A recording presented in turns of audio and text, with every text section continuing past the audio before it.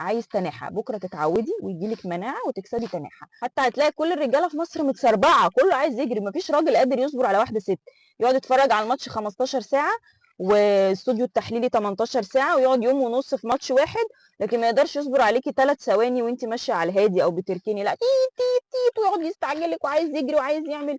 عادي جدا، هم كده يعني، هم كل الناس مستعجلة والرجالة بالذات مستعجلين في مصر، ما تخافيش او تتخضي، هي بس ايه يعني، اصبري عليكي وخلي عندك برود وتناحة مش اكتر.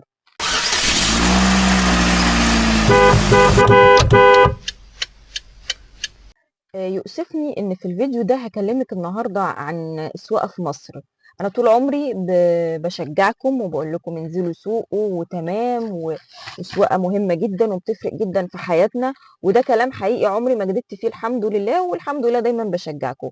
انما النهارده انا جايه اقول لك ان السواقه في مصر اصلا صعبه جدا، هي مش مستحيله.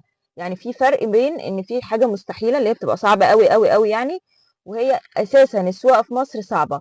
وليه بقى هي صعبة وإيه صعوبيتها وليه إحنا بنعاني في مصر من السواقة أصلا؟ وهي دعوة دايما بدعيها اللهم اجعلها السواقة شفيعة لنا يوم القيامة والله بجد. يعني دايما أي واحدة أطلع معاها أقول لها يعني بجد إن إحنا بنتحمل هذه الظروف الصعبة، وإن إحنا بنسوق في وسط الشوارع الزحمة جدا والعشوائية اللي كل الناس داخلة في بعضها، فالحمد لله ربنا يجعلها شفيعة لنا يوم القيامة. لان اي حد بيتعلم السواقه لله الحمد يعني بيتعلم الشتيمه وبيتعلم التهزيق وبيتشتم وبيشتم، فيعني هو اي حد بيدخل الكار ده فلازم يتعلم الشتيمه، ما ينفعش يبقى مؤدب ابدا. وليه بقى انا بقول الكلام ده؟ علشان اصلا في مصر هنا كل الناس داخله في بعضها. يعني انت لو من حظك يعني ونصيبك ان انت عايشه في محافظه زحمه، زي مثلا القاهره والجيزه واسكندريه والشرقيه، وتقريبا تقريبا 3/4 المحافظات بتاعت مصر او إن ما كانش كلها بقت زحمه دلوقتي كلها جدا، يعني الا لو حظك بقى عايشه في مدينه بعيده شويه، حته هاديه حته راقيه، فده انت كده حظك تمام قوي. لكن لو انت عايشه مثلا في حي شعبي او في محافظه من المحافظات الزحمه جدا، او الحي اللي انت ساكنه فيه زحمه وكله دلوقتي بقى زحمه، فالناس كلها لو اخدتي بالك هتلاقي كل الناس داخله في بعضها، ما تفهميش مين رايح على فين. اللي راكن صف خامس وطالع باخر العربيه في الشارع ده عادي، اللي بيحدف عليكي فجأة من اليمين او من الشمال، اللي بيخرج من اي شارع فجأة، اللي بيطلع من ركنة فجأة. فاحنا عايشين في حالة من المفاجآت، الزربرايز، يعني احنا عايشين في الزربرايز، مش سربرايز، زربرايز بالزد. فاللي هو اي حاجة انت سايقة هوبا مرة واحدة تلاقي حد ايه راح داخل عليك، انت فاهميش جه منين ده؟ موتوسيكل بقى، توك توك، ميكروباص، عربية ملاكي. ويا بقى الناس اللي بتعدي يا فجأة تلاقيهم قدام كبوت عربيتك، اللي هو بيروح حادف نفسه والنهارده مقرر نازل ينتحر، فهو ساب ال 100 مليون مصري وجه ينتحر قدام عربيتك عادي، فمفيش ما تتخضيش ما تتفاجئيش عادي. هو للاسف احنا دايما لما بنيجي نعلم نقول لهم ستاند باي فرامل، انا في اي لحظه بدوس فرامل. ليه؟ لان انا لو سايقه في زحمه فجاه انا بلاقي واحد جاي من اليمين واحد جاي من الشمال وميكروباص داخل كده وناس بتعدي، وخصوصا لو انت طالعه في شارع زحمه قوي فانت هتلاقي كل ده بقى، فانت كل مره انت رجلك على الفرامل هوبا هتدوس فرامل، لان ممكن في اي لحظه اي حد يتهور وتلاقيه فجاه بيكسر عليك. ده رقم واحد. تاني حاجة، أي بنت أو ست بتلاقيها بسكوتاية كده وكيكاية في نفسها وتشيز كيك ورقيقة وكيوتة، لا أنا جاية أقولك من المستقبل ما ينفعش تبقي كيوتة خالص. ما دام هتقرري تعلمي السواقة، الكياطة دي بقى هنسيبها في البيت، وفي العربية ما فيش كياطة خالص. أنا عايزاكي تبقي قلبك جامد كده وجمدي قلبك وصلي بينا على النبي ويلا احنا هننزل، لأن احنا بننزل في معركة مش بننزل في الشارع. يعني الناس الطبيعية في الدول اللي هي بتحترم القانون والناس كلها فكله بيمشي منتظم والدنيا بتبقى تمام مفيش اي مشكله خالص. انما المصيبه كلها بتبقى في الناس اللي هي مش ملتزمه، يعني مفيش التزام بقى، كل الناس داخله في بعضها والحلزونه يما يا حلزونه، احنا ماشيين بالمبدأ ده كله، ما حدش بيلتزم. الطريق مثلا بيبقى محدد في سرعه معينه، لا ما حدش بيلتزم. بيبقى الرادار محطوط، يعني بشوف بمشي على طرق سريعه كتير والرادار محطوط وتلاقي عربيات بتجري، في ايه يا عم ايه في ايه؟ يعني ده على الاقل حاطين لك رادار. طب انت لو لاقي فلوسك في كيس شيبسي عادي، انت غني معاك فلوس كتير هتدفع مخالفات، احنا ما عندناش مشكله. الناس ما بتلتزمش بالسرعه، يعني الطريق مثلا على سرعه محدده ويبقى خطير ان هم حددوا السرعه، مثلا الشارع ده مثلا فيه حوادث كتير بتحصل، لا في ناس ما بتلتزمش. فانت لما تكوني كيوته بقى في وسط الوحوش دي وان ناس ما بتلتزمش اصلا، فما ينفعش تبقي كيوته.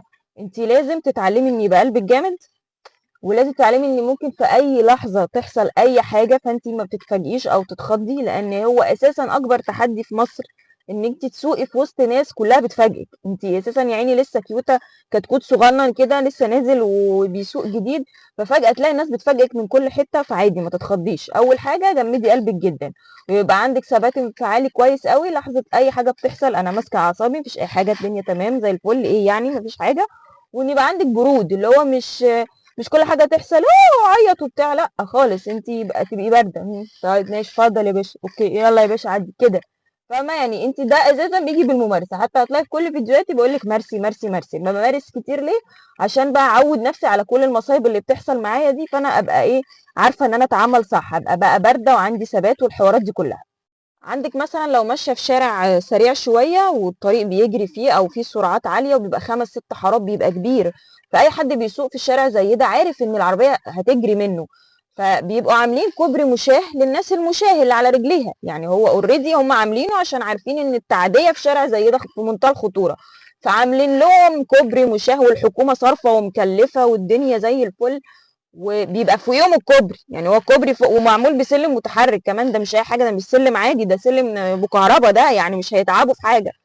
برضه بينزلوا يعدوا من تحت، يعني العربيات بتجري، وهو اساسا اقل عربيه ماشيه مثلا على 80 90 مثلا، يعني ده ما كانش اكتر من كده. واللي هو اساسا انا على ما فرمل علشان حضرتك فجاه انت بتعدي قدامي في شارع زي ده 5 6 7 8 حارات، فاللي هو لو انا ما خبطتكش اللي جنبي هيخبطك، او اللي ورايا هيخبطك، او اللي بعدين هيخبطك، في حد هيخبطك، وانا على ما فرمل اصلا هكون شلتك ورميتك في الهواء. انا ما اعرفش فيه ايه يعني، بس الكوبري فوقيه، يعني هو الكوبري فوق يعني اطلع فوق الكوبري لسلامتك، لا هو بيعدي من تحت برضه، مع انه ممكن يقف في وقت على ما يعرف يعدي اكتر من الوقت بكتير اللي هياخده لو طلع الكوبري المشاه، بس هو لا، هو عايز يعدي من تحت. فانت هتشوفي من ده كتير قوي. انا اوقات كتير قوي بقى عايزه اصور كل المواقف دي، بس انا بسوق، يعني انا مش هطلع الموبايل اصور المصايب دي. بس بجد انت كل ما هتنزلي وهتسوقي وهتشوفي من المواقف دي هتقابلي كتير قوي. عشان كده بقول ممارسة، ان انت لازم تنزلي كتير، لازم تنزلي كتير، وربنا يا رب يعني يجعل اللي احنا بنشوفه ده يغفر لينا ذنوبنا، لان احنا بنشوف الناس ما بتلتزمش، مفيش حد بيلتزم. الطريق معمول على سرعة محددة الناس ما بتلتزمش بيه، الكوبري محطوط الناس ما بتلتزمش بيه، لو واقفين انتظار ومفيش اماكن ركنه الناس برضو بتقف، وهتلاقي حاجات غريبه. فعشان كده انت لو من سكان مناطق صعبه، معلش هو انا عارفه ان الوضع بيبقى صعب، انا بيقابلني ناس كتير قوي ونزلت مع ناس كتير قوي ساكنين في مناطق صعبه جدا، شوارع ضيقه زحمه تكاتك ميكروباصات، وطبعا الناس ما بتصبرش بقى. يعني واحده بتتعلم جديد يا عيني وهي لسه مستجده ولسه كتكوت صغنن وسط الافيال والاسود والنمور اللي حواليها دي، فهي يا عيني مش بيبقوا فاهمين بقى، وكلاكسات وشتايم وبتاع، فهو بيبقى تحدي كبير. يعني هو اساسا العادي بتاعنا ان احنا خايفين وقلقانين ومتوترين عشان بنعمل حاجه جديده، ده العادي بتاعنا، ده الطبيعي، ان كل الناس اصلا بتخاف، ما طبيعي، لان انت لو ما خفتيش يبقى انت مش طبيعيه. انما إيه اللي بيزيد يا عيني على الصعوبه في مصر كمان، وان انت ساكنه مثلا في حته صعبه، ان اللي حواليكي المنطقه مش مساعداكي ان انت تنزلي وسطهم. فانت لو قلبك مش جامد ومش عندك الاراده ومش عارفه تتعاملي، الموضوع هيبقى فعلا فيه صعوبه. مش مستحيل، انا مش جايه احبطك والله، ما هو مش بيبقى مستحيل، بس هي بيبقى عايزه ان انت بقى اللي يبقى عندك الاراده، ان انت عايزه فعلا تسوقي، يبقى لازم تتحدي كل المصايب اللي حواليكِ دي. وعادي على فكرة كل ده كلنا مرينا بيه، أنا كنت برضه باتعلم جديد عديت بكل المصايب دي، وباقابل برضه النوعيات دي وشوارع ضيقة والدنيا زحمة ومش عارفة أتعامل. بس مع الوقت إن أنا كنت مصممة إن شاء الله ناوية أعمل حاجة زي دي، فخلاص أنا نويت، فبإذن الله خلاص هاكمل، ما ينفعش بقى أتراجع. وفي ناس للأسف للأسف غصبٍ عنهم، في ستات وبنات بيتراجعوا، يعني بعد ما ياخدوا القرار وينزلوا ياخدوا كورسات فيلاقوا الموضوع صعب يروحوا ايه راجعين تاني قاعدين في البيت. فلو هي مهمة في حياتك السواقة، لا انزلي. انا بقول لك الحاجات اللي انت هتشوفيها عشان ما تتخضيش وتتفاجئي، فكلنا عدينا بده. وبعدين كم الملايين من الناس اللي بتسوق دي ستات او رجاله، الناس دي مش خارقه، الناس دي مش هركليز يا حبيبتي، انت زيك زيهم عادي جدا. كل الحكايه ان هم جمدوا قلبهم ونزلوا وعافروا وحاولوا يتعاملوا ويتعايشوا مع الواقع علشان يعملوا اللي هم عايزينه او ان هم يسوقوا. فهي لو كانت صعبه قوي يعني ما كانتش، يعني لو هنقول مستحيله، يعني انا بدات الكلام وقلت لك ان السواقه في مصر صعبه عشان اصلا الناس للاسف ما بتلتزمش، بيبقى محطوط طرق معينة وقوانين وبتاع، والناس كلها هوبا داخل في بعضه ومفيش حد بيلتزم. وبرضه لما بتكوني جايبة عربية جديدة، لأن بقابل ده كتير، إن في ناس طبعا حقك حقِك، العربية الجديدة بتبقى لسه فابريكا كده وعلى الزيرو بأكياسها، فطبعًا يا عيني أو حتى لسه مستعملة، حتى لو جايبة عربية مستعملة مش هتفرق، جديد من مستعمل، المهم إن أنتِ دافعة وكاعة فلوس، سواء أنتِ اللي جايباها أو حد من أهل بيتِك أو أيًا كان، فأنتِ طبعًا خايفة عليها.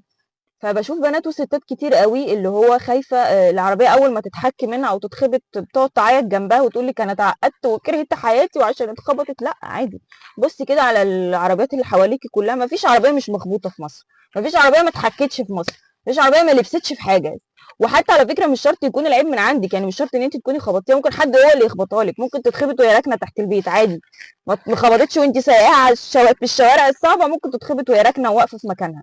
حد يجي من وراكِ يروح دِب لابس مش سايب مسافة أمان، بتحصل. فأنا مش عايزاكِ تتعقدي، اللي هو كل الحاجات اللي بتحصل ده عادي، وإن ما حصلتش أصلًا هتحسي في حاجة غلط، إن كل الحاجات دي بتحصل مع كل الناس، وكل الناس اللي بتسوق هتبقى فاهمة كلامي كويس أوي. فأي حد بتشوفوه بيسوق في مصر طبطبوا عليه كده، يعني هو يا عيني عايز اللي إيه، اللي يحتضنه، اللي هو خده في حضنك وطبطب عليه وقُل له معلش وربنا هيهوّن، لأن الناس فعلًا ما بتلتزمش، يعني 90% من سلوكيات الناس أصلًا ما فيش التزام، ما الناس في ناس محترمة، لازم نقول اللي لينا واللي علينا، في طبعًا ناس محترمة جدًا، في ناس بتحترم الناس اللي بتتعلم، لو معلّق ورقة أو حاجة ممكن يصبروا عليه، في ناس بنبقى ماشيين جنبهم وهو تيت تيت ويدوها كلاكسات ويالّا جمّدي قلبِك وجدعة وبتاع. في ناس محترمين جدًا، بس سلوكيات الناس اللي مش محترمين أو الناس اللي هي بقى بتعمل أخطاء كتير أوي واللي بيمشي عكس الطريق واللي بيفاجئِك واللي بيعدّي بسرعة واللي بيكسر عليكِ واللي بييجي يروح زانق عليكِ وعشان أنتِ غِصتيه فأنتِ كنتِ ماشية بطيء، ففي ناس في منتهى قلة الجمال يعني مش عايزين نقول قلة الأدب، بس أنتِ كبنت لسه بتتعلمي جديد فحاولي إنِّك تجمّدي قلبِك، هو الموضوع عايز جمدان قلب بس، اللي هو أول طلعة دي، أول شهر أو أول شهرين أنتِ بتلاقي صعوبة في الموضوع، لإن أنتِ مخضوضة، في إيه اللي بيحصل؟ أنا لسه مش واخدة على الوضع ده، تلاقي أي حد كده عنده عربية وبيسوق هيقول لِك ياما حصل معاه ومعاه، ومواقف بقى يعمل لِك مجلدات على المواقف اللي حصلت له، فأنتِ ما تقلقيش وما تخافيش، جمّدي قلبِك وخشي بالموضوع، خشي بوشِك في الموضوع، ما دام أنتِ عايزة تعملي الحاجة دي وعايزة تسوقي، سوقي عادي، أنا بس باكلمِك في الفيديو ده عن إن مصر أصلًا الناس ما بتلتزمش فيه، يعني في قوانين محطوطة وفي طرق فسلوكيات الناس هي اللي وحشة، العيب مش في حاجة، العيب في السلوك، لو الناس غيّرت سلوكياتها أنا باشوف ناس ماشية عكسي على طريق سريع، يعني طريق خطير ماشيين عكسي، أنتِ متخيلة المصايب اللي بنشوفها على الطريق؟ اسألي أي حد بيسوق هيقول لِك الحاجات دي، هيقول لِك إن هو أساسًا بيواجه الحاجات دي وبيشوف الحاجات دي، فأنتِ هو الموضوع عايز قلب جامد، عايز تناحة، بكرة تتعودي وييجي لِك مناعة وتكسبي تناحة، ليه؟ لأن أنا باقول ممارسة، الممارسة هي اللي هتخلّيكِ تكسبي التناحة دي، كترة الممارسة وتكرار المواقف دي وإنِّك تشوفي الحاجات دي مع الوقت خلاص الموضوع إن شاء الله هيضبط، بس هي بس عايزة أول طلعتين في أول شهرين دول قلب جامد كده، ثبات انفعالي، برود عادي ما تتخضيش وتخافي، توقعي أي حاجة من أي حد في السربرايز اللي بيعملوه، أي حد بيكسر، أي حد بيخبط، أي حد بيكلكس، أي حد بيستعجل، أي حد جاي عكسي، عادي اتخبطت اتحكت برضه عادي فداكِ، إيه يعني اتصلحت ما اتصلحتش إن شاء الله عنها ما جرى لها حاجة، فداكِ يا حبيبتي، المهم إن أنتِ بخير، عيالِك بخير، أهلِك بخير، ما فيش حاجة، إحنا جوه الصاجة اللي إحنا قاعدين فيها دي تمام، أي حاجة هتيجي في العربية من برّه فأنتِ ما تقلقيش، يعني ده قدر وأنتِ بس عليكِ إنِّك تنزلي تدعي وتقولي الأدعية والأذكار اللي بتحميكِ وتحفظِك إن شاء الله من كل شر وسيبيها على الله،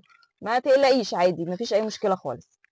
ولأن كمان الستات قلبها ضعيف، يعني الموضوع عند الستات برضه بيبقى over شوية، لأن الرجالة غير الستات، الرجالة أغلبهم أو الشباب لمّا بيتعلم السواقة فهو عايز يدوس بنزين وعايز يجري وعايز يعمل، حتى هتلاقي كل الرجالة في مصر متسربعة، كله عايز يجري، ما فيش راجل قادر يصبر على واحدة ست، لمّا الستات بيبقى قلبها ضعيف هو الموضوع بس بتبقى إيه الحاجات دي هي اللي مضايقاها، بس أنتِ بقى لمّا هتنزلي وتسوقي هتلاقي نفسِك أنتِ بقيتِ عربجية في نفسِك، يعني اللي هو بقيتِ بتشتمي وبقيتِ بتزعقي وبقيتِ بتتعاركي، وممكن ما تزعقيش وتتعاركي وتشتمي، في ناس مؤدبة بس في جواكِ بيبقى في شتايم عايزة تطلعيها وتقوليها على المواقف اللي أنتِ بتعمليها يعني، فربنا يسامحنا، يعني يا رب إحنا بنخلّص ذنوبنا ننزل نخلّصها أو شوية كده ونرجع تاني البيت نحاول نشوف ذنوب تانية نضبّطها نغفر عنها، فما تقلقيش، أنا مش عايزاكِ تقلقي، السواقة في مصر صعبة بس مش مستحيلة، وأنتِ إن شاء الله تقدري تسوقي بس تحدّي كل المواقف دي واسمعي الكلام ده ومارسي كتير وإن شاء الله ربنا هيستر طريقِك.